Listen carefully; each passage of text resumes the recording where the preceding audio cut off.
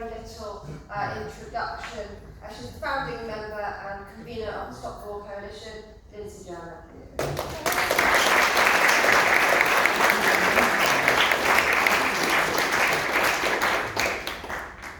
Thanks very much, Shadia, and thanks everybody for coming tonight. I wanted to start with what I think is one of the biggest problems and issues that we've got in this country over the war, and it's one that Kate kind of touched on a little bit, which is that there is a real denial of democracy here about what is going on with the war, and that if you dare to criticise the British government strategy, if you dare to raise any criticisms of what our government is doing, if you talk about the need for peace, you're regarded in some way as an appeaser of Russia, you're regarded as someone who's unacceptable.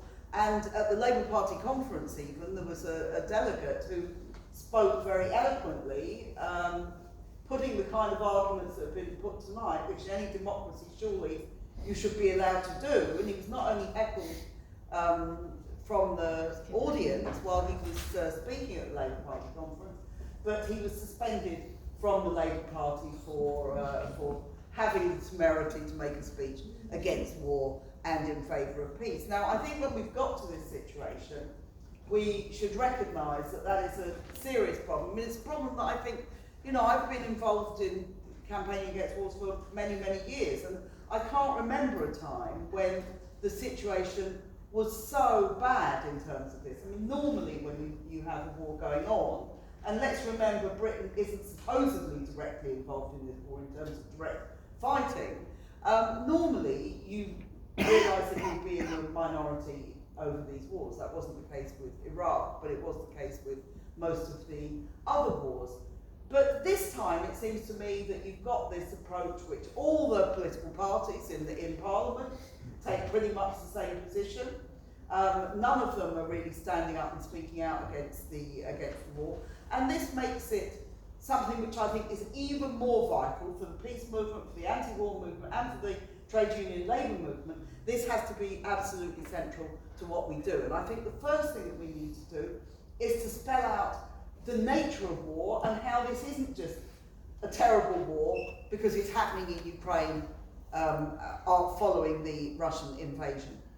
These wars, wherever they take place now, and again, previous speakers have referred to it, they target civilians, they are immensely costly in terms of human life, they're immensely costly, and of mainly civilian life, much more so than of military life. They're immensely costly in terms of people's displacement, in terms of people who become refugees, in terms of all these different kinds of things, and they are immensely costly in terms of our life, because we should recognise that every time they make a decision about spending more on the military, about developing nuclear weapons, about increasing nuclear weapons, about all these different questions, this is something which is done at the expense of our hospitals, our schools, our housing, and all the other things that we need money spent on. And this isn't just, it's not neutral, these kind of things. There is an absolutely clear connection between this expansion of militarism and foreign policy and austerity at home, and that is what is going on. So I think we need to be aware of that.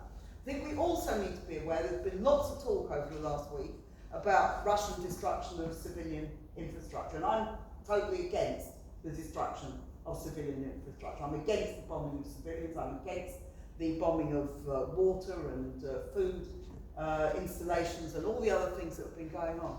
But as even Jeremy Bowen on the BBC pointed out the other day when they were talking in these terms, this is exactly what the Americans and British did in Iraq, where they also targeted civilian infrastructure. And I think this is what's been going on in Yemen, which is facing the worst humanitarian disaster anywhere in the world. And this is carried out with the collusion of the British government very, very clearly in the Yemen war. And I think we need to be able to spell these things out and to say that war is terrible wherever it happens.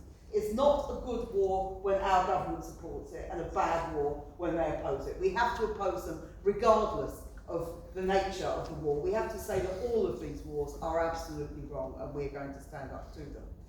And when it comes to that, if you look at what is going on in Ukraine, this is a war which is is talked about, they're now talking about unconventional warfare by Putin in terms of a dirty bomb and all this kind of talk that they have. But actually, when you look at what is happening in this war, it is a conventional war. It is a war where the Ukrainians are very, very much backed up by huge amounts of Western weapons and Western intervention. This is going on all the time. Our own government has provided £2.3 billion worth of weaponry to Ukraine alone, and this is coming from the United States, it's coming from all of the countries of Europe. Even neutral Ireland is providing all sorts of non-arms military equipment. All of this is going on all the time, and the British government is going to double this by next year, this amount. And of course, this is effectively a proxy war between Russia on the one hand and NATO on the other. And of course, it isn't just going to stop at whatever happens in Ukraine and whatever happens with Russia. We know that already with the AUKUS Pact, we know the whole situation with China, we know that the whole question of what is happening in the world, we are seeing much, much greater moves towards militarisation and war.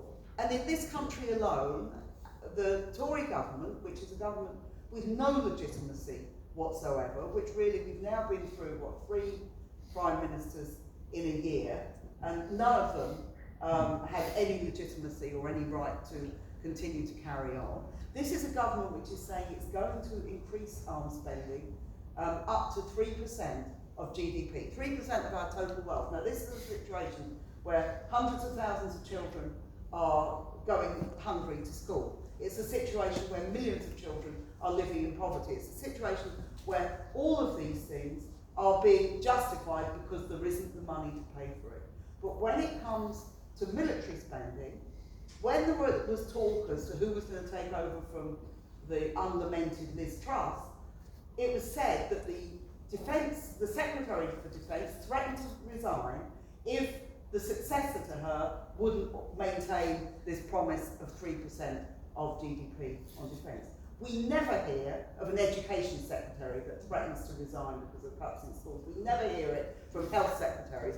The only thing these Tories care about is military and war spending. And they are absolutely at the centre of promoting this war and allowing it to continue. They have scuppered peace talks on several occasions this year, which would have been possible, and they are going to continue to do so. And already, Sunak is following on the same path as Johnson and as Truss, the most belligerent of all the governments in NATO and of all the governments in Europe.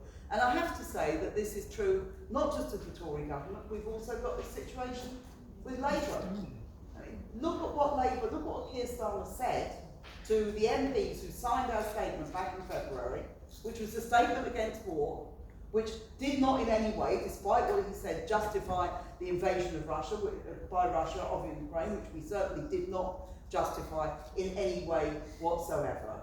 What happens when people sign a statement opposing war? They're told that they will be suspended if they don't take their names off the statement.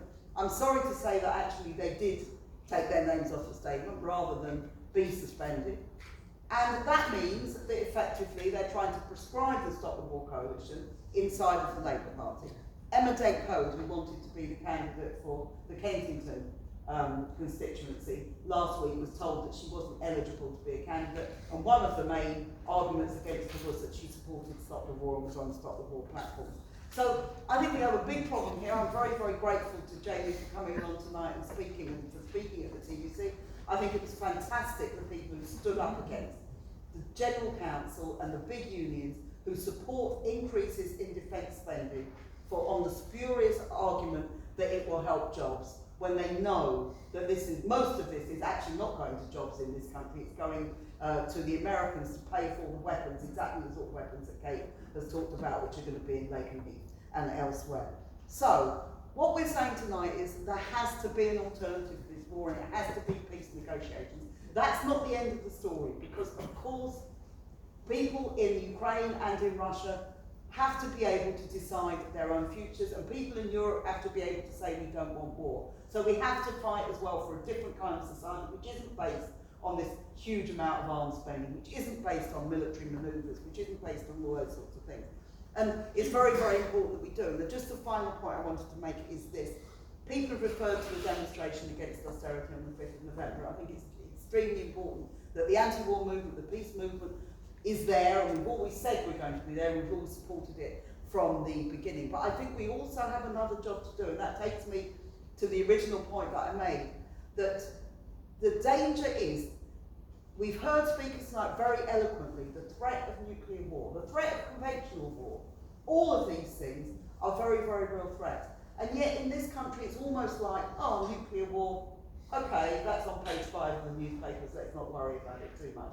This is a real threat to us, and we have to say to the people on that demonstration, we're with you in your fight against austerity, but that has to be broadened out into a fight against this war and a fight against the militarism which is growing all the time, because that will poison the whole of society. If we allow it to get more militaristic, if we allow this arms spending to increase, if we allow this to go on, it weakens the labour movement, it weakens the working class movement, and the working class will not win from any of these wars. Thank you.